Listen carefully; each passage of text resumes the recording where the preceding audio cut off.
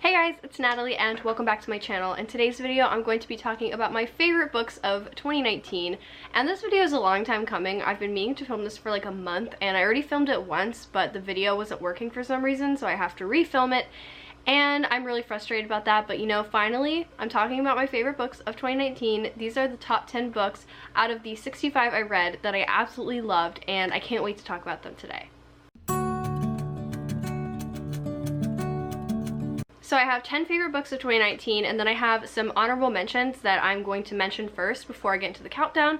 So let's start with those books. So the first honorable mention I have is The Beautiful by Renee Ahdieh, and this one is a vampire story that takes place in 1800s New Orleans, and it follows a girl named Celine Rousseau who flees her life as a dressmaker in Paris after a incident, and she wants to get a fresh start in New Orleans, and she joins a convent of nuns with other girls who are also trying to come to America for the first time and get a fresh start. And I absolutely loved this. This one was really close to being a 5-star book for me, but I gave it 4.5 out of 5 stars because it was a little bit slow to start, but I did really enjoy this. I loved the writing style, the romance was really spicy, and I just loved everything about this. So yeah, I highly recommend this one.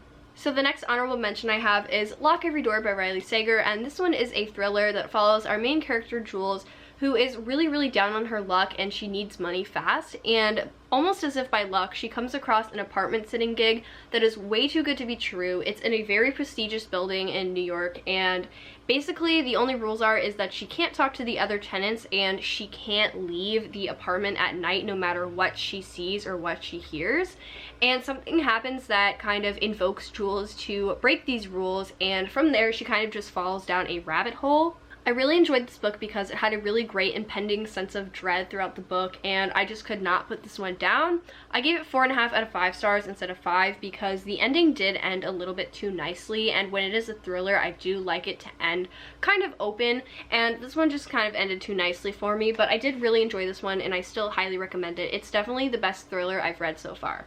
The next honorable mention I have is Frankly in Love by David Yoon, and this one follows our main character named Frank Lee, who is Korean American, and his parents only want him to date a Korean girl, but he falls in love with a white girl. So there's also another Korean American girl named Joy, and she's in the same situation as Frank Lee, and her parents only want her to date a Korean boy, so they fake date and pretend to date in order to date their respective boyfriend and girlfriend, and it kind of just follows the story from there. I really loved this because it wasn't just a romance, but it also had really great discussions about racism and things like that, and I thought this book was really important.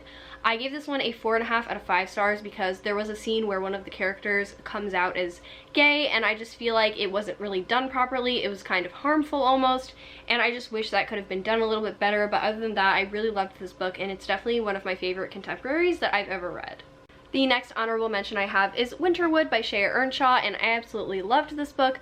I gave this one a 5-star rating, and I actually was going to include it in my top 10, but I already have another one of her books in my top 10, and I didn't want to put 2 of an author, and I didn't want to put multiple books in a series or anything like that.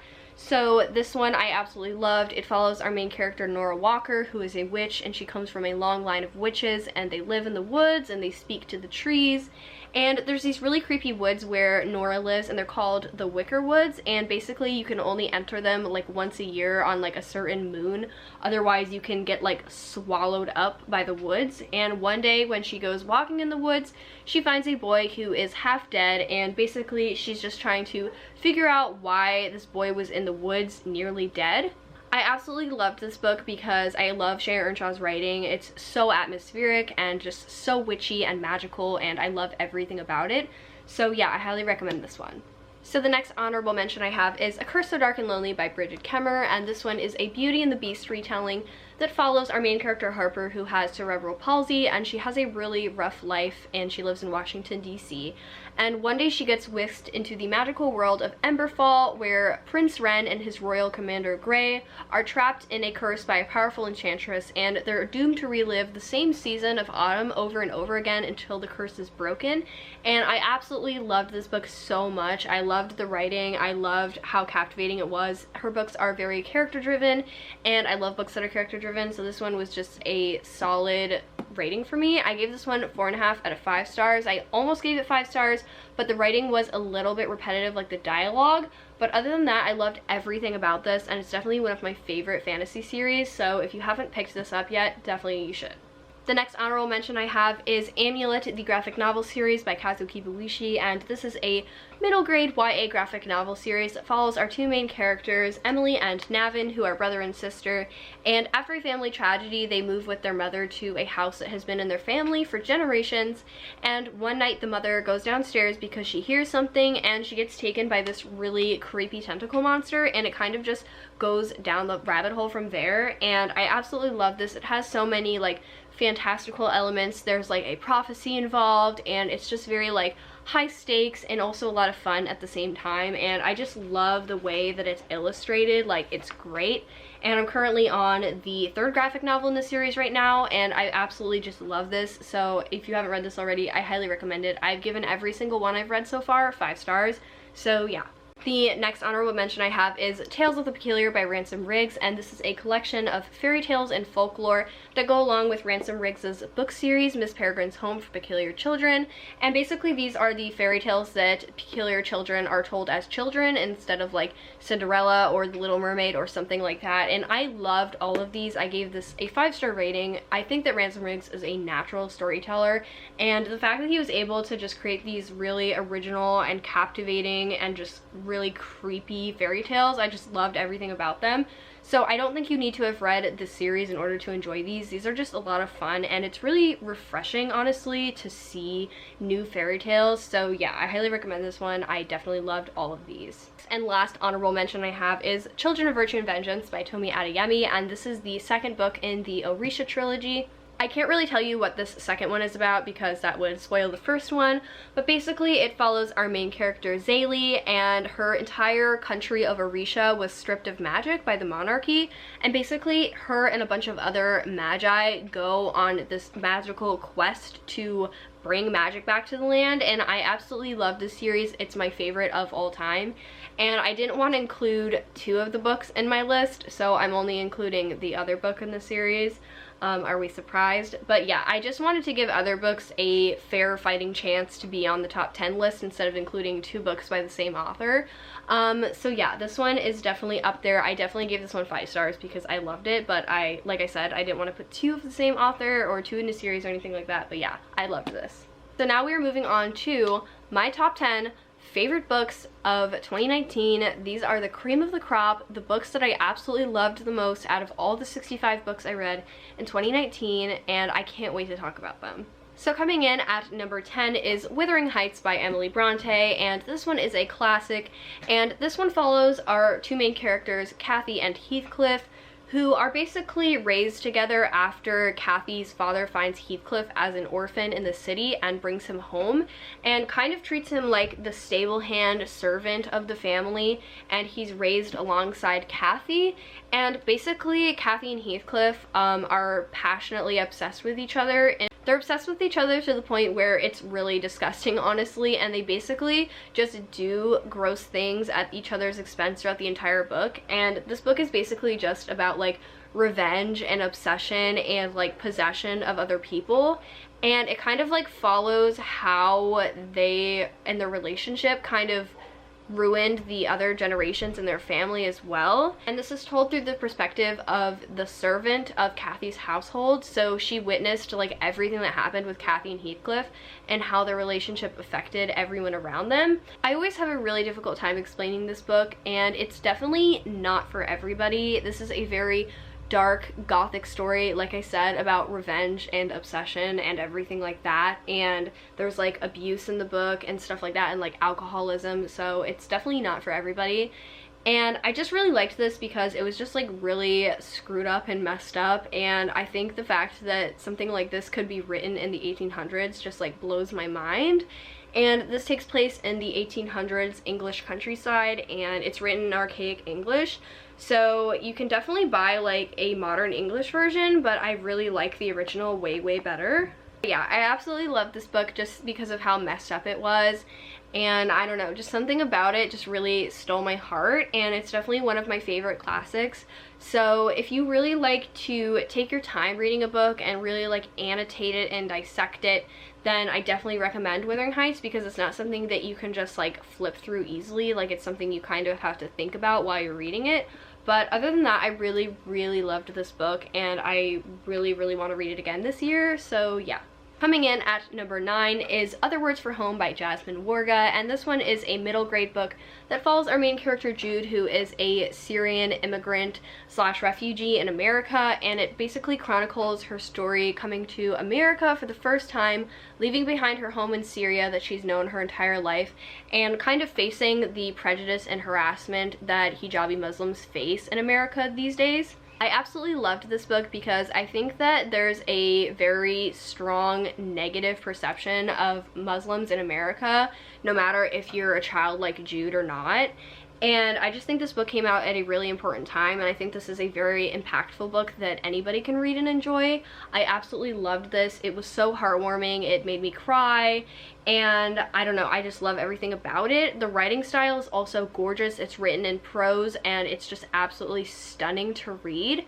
And the audiobook is also narrated really well. So if you're looking for something that is kind of easy to listen to, but also deals with a very important topic, then I highly recommend this one. I just love everything about it.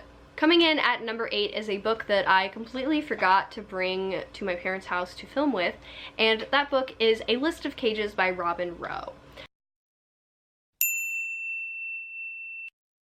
So this book basically follows our two main characters, Adam and Julian, who used to be foster brothers when Julian lost his parents when he was younger, so he moved in with Adam's family. But then Julian's uncle comes into the picture and takes custody of Julian, so Adam and Julian get separated, and this kind of follows them reconnecting in high school, where Adam is very outgoing, he has a lot of friends, and Julian is very reclusive, he gets made fun of. And this is basically just about Adam and Julian reconnecting and the things that Julian struggles with and also the things that Adam struggles with. I really liked this book because it had a very strong found family aspect, and it deals with a lot of heavy topics that I think were handled in a very healthy and correct way. And so I just really liked that about it. I found this book to be very poignant, and I just really enjoyed it. I cried so many times while I read this, and it's definitely one of my favorite hard-hitting contemporaries that I've ever read. Coming in at number 7 are actually 3 books because they're all part of a series, but I just literally could not bring myself to deduct any of them. And it is the first 3 books in the Miss Peregrine's Home for Peculiar Children series by Ransom Briggs. So I actually forgot to bring these books with me also, so I don't have them on hand right now. But basically this follows a boy named Jacob whose grandfather dies a mysterious death, and after his death Jacob kind of goes down a rabbit hole and he ends up coming upon an island full of children with peculiar abilities, and they kind of just go on adventures from there. And I absolutely love this series so much. It's definitely one of my favorite series I've ever read, and this series sparked my love for reading again. And so I just really credit it to a lot, and I just love everything about it. There's like historical fiction elements, there's like fantasy elements, there's paranormal elements, there's friendship and romance, and there's just a little bit of everything. And I just especially loved the first 3 books the most. So it actually started out as a trilogy, but they decided to extend it to a 6-book series. But the first 3 were just so like perfect in my opinion, and I loved everything about every single one. And I'm actually currently on the 5th book right now that just came out in January. But like I said, I just love the first 3 so much. I definitely love the series so much, and it's my favorite of all time. Coming in at number 6 is Undead Girl Gang by Lily Anderson, and this follows our main character Mila, who is an amateur witch, and her best friend Riley passes away, and everyone thinks that Riley committed suicide, but Mila knows that she would never do that. So she basically tries to find a spell to bring Riley back from the dead and figure out how she actually died. And while she brings Riley back, she accidentally brings back 2 popular girls from her school who also died in that same week. So basically Mila is in charge of these 3 zombies for 7 days until the spell wears off. And I loved everything about this book. I don't know if I just love witchy books, but this was so funny. Like, I found this so hilarious. And this book is so feminist, and I just loved everything about it. It has a lot to do with found family and friendship, and there's like just witchy stuff involved and paranormal things, and I just loved everything about this book. It's definitely one of my favorite like urban fantasy contemporary things that I've ever read, and I just can't say enough good things about it.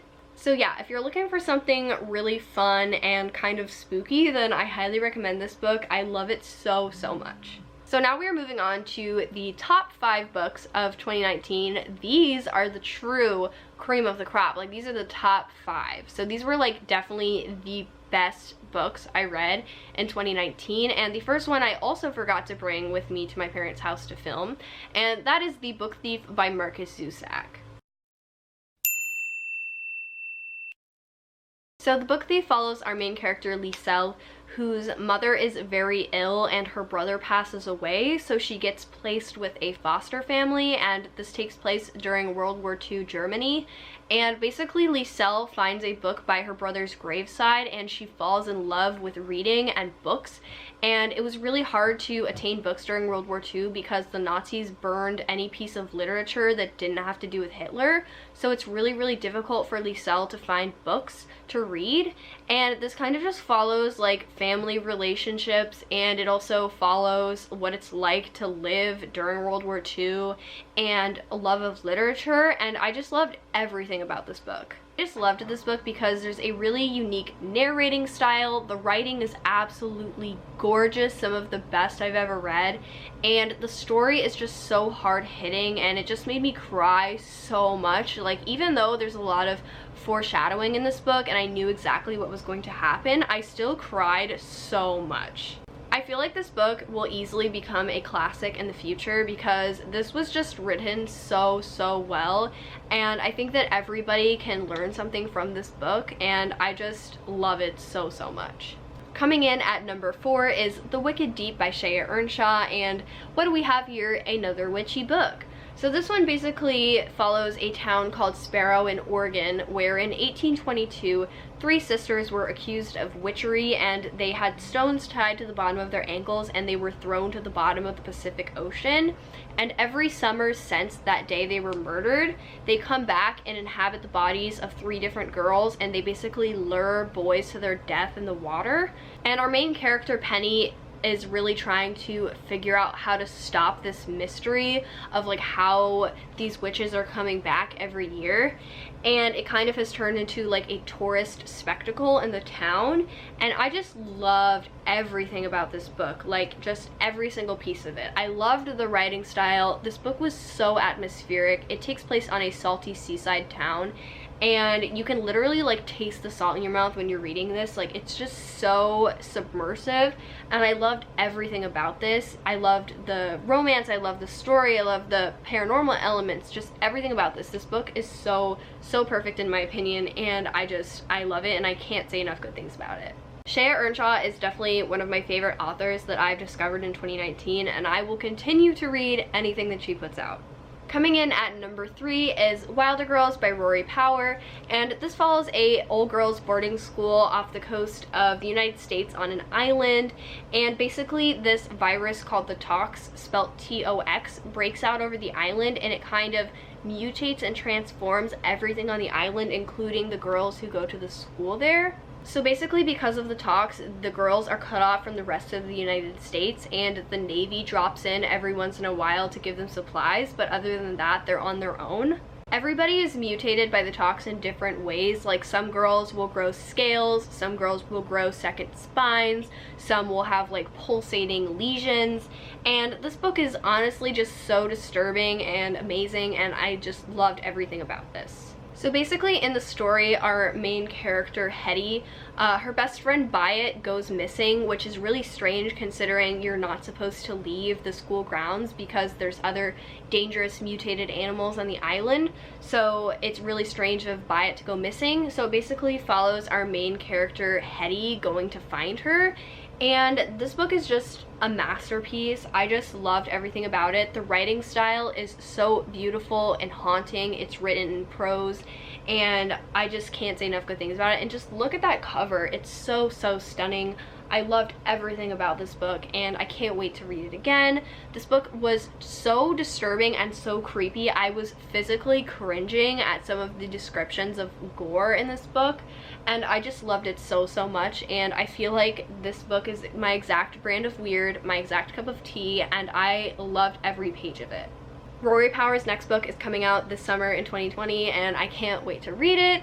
And yeah, this book is definitely not for everybody. It's definitely very gory. There's animal death, and there's a lot of different trigger warnings. If you guys are interested in seeing any of the trigger warnings for any of these books, I have them in my Goodreads reviews, which I will link down below.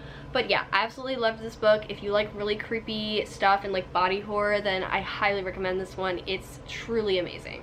So coming in at number 2 is The Seven Husbands of Evelyn Hugo by Taylor Jenkins Reid, and this one follows our main character, Monique, who is a novice journalist. She's very like low on the rung in the journaling community, and she gets chosen to interview Evelyn Hugo, who is a movie star from the 50s and 60s who is notorious for having a total of 7 husbands throughout her career. And this basically just follows Monique getting to interview Evelyn Hugo, and I just loved everything about this book. This book was so well crafted, and you can tell so much care and love went into all the different intricacies and all the different relationships of the plot, and I just loved this so much. Every different character just brings something new to the table, and there's so much diversity in this book. There's bisexual characters, there's gay characters, there's queer characters, there's Cuban characters, there's black characters, there's white characters. And this book isn't trying too hard to be diverse, it just simply is, and I really appreciate that about it. And like I said, I just love this book because it's just so well crafted. Like, you can really tell how much love went into this book, and I just loved every page of it. There's also a really strong feminist undertone to this book, and I just love that about it. And I've never read something like this before, and I can't wait to read it again. This was definitely one of my favorite books, like, of 2019 and of all time. Like, I've definitely never read anything like this. So if you haven't picked this book up yet and you're afraid of the hype, you should definitely pick it up, because it's definitely worth all the hype that you've heard everywhere, because this is just a fucking masterpiece, honestly. The last book I have to talk about, and my number 1 favorite book of 2019 and of all time probably, is Children of Blood and Bone by Tomi Adeyemi. And are we really surprised? Because I've been talking about this book so much on my channel, and I want to talk about it more on my channel just because I love it so much. This book is basically pitched as Avatar: The Last Airbender meets Black Panther, and honestly I think that's pretty accurate. I love the series so much. Tomi Adeyemi's writing style is just like chef's kiss, like so good, and it's just so pretty and so lyrical, and it just flows so naturally, and all her characters are really well fleshed out, and they all have their own different sets of relationships with different people in their lives, and her books I think are definitely very character driven. I also just love the story. It's so fantastical and so whimsical, and I already told you guys what this is about when I was describing Children of Virtue and Vengeance, which is the second book in this series, where I told you it follows Zaylee, our main character, who goes on a quest to bring magic back to the land after it is stripped away by the monarchy. And I just loved everything about this book and the series. I've given every book in the series a 5-star rating so far. I can't wait for the 3rd and final book in the trilogy to come out. Like, it's just so captivating and just so consuming. I love everything about this. I know I say consuming like it's like sucking out your soul, but honestly it kind of is in a way, because this book tore my heart in half and sewed it right back up, and then tore it again and sewed it right back up again. and I just loved everything about this. I loved all the romance and the friendship and the found family aspects, and just everything about it is just so amazing. And I'm running out of adjectives here, but I just love this book so much, and I love this series so much, and it's definitely been like my gateway drug into fantasy. And I didn't read fantasy at all before this, so this book definitely I credit to a lot. So if you have not picked up this book, you definitely should. It's kind of long at a little over 500 pages, but it is so worth it. So if you're looking for a high fantasy with great characters, an enthralling plot, and just great writing, then I highly recommend this book and the series. Period. That's on period. Thank you guys so much for watching this video. I think that concludes my favorite books of 2019. This was so much fun to film. I loved talking about my favorite books for like 20 minutes. It was honestly great. And consider this video also a recommendation video. I stand by all of the books I talked about in this video, and I think you should read every single one of them. So yeah, thank you guys so much for watching. I know this video is a little late coming, and it's my second time filming it, but here we are now in February, albeit, but we're here. So thank you guys so much for watching, and have a great day. Bye!